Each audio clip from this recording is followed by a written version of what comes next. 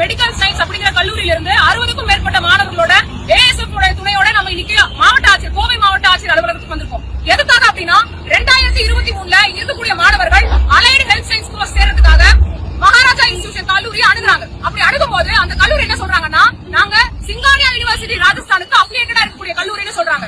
மாணவர்கள் மத்த எல்லா கல்லூரியோட இந்த கல்லூரியில கட்டணம் குறைவாக இருக்குதுன்னு இந்த கல்லூரியில சேர்றாங்க. சேர்ந்து 4 மாசத்துல கல்லூரி நிர்வாகம் என்ன சொல்றாங்க அப்படின்னா, நாங்க சிங்கானியா யூனிவர்சிட்டி ராஜஸ்தானுக்கு அஃபிலியேட்டடா இல்ல, இப்ப நாங்க சன்ரைஸ் யூனிவர்சிட்டி ராஜஸ்தானுக்கு அஃபிலியேட்டடா மாறிட்டோம் அப்படின்னு சொல்றாங்க.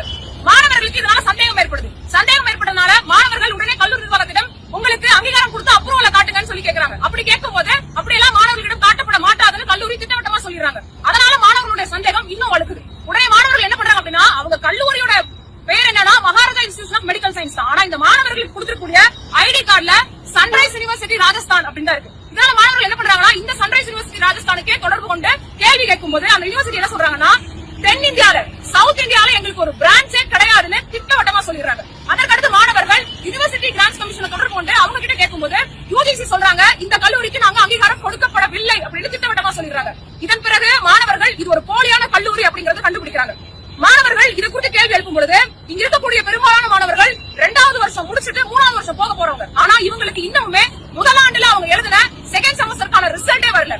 முதல் செமஸ்டர்ல அவங்களுக்கு மொத்தம் 8 பாடங்கள் இருக்கு. ஆனா வெறும் 3 பாடத்துக்கு மட்டும் தான் அவங்க தேர்வு நடத்தி இருக்காங்க. ஆனா மார்க் ஷீட்ல 8 பாடத்துக்கான மார்க் அவங்க போலியாக அச்சிட்டு கொடுத்திருக்காங்க.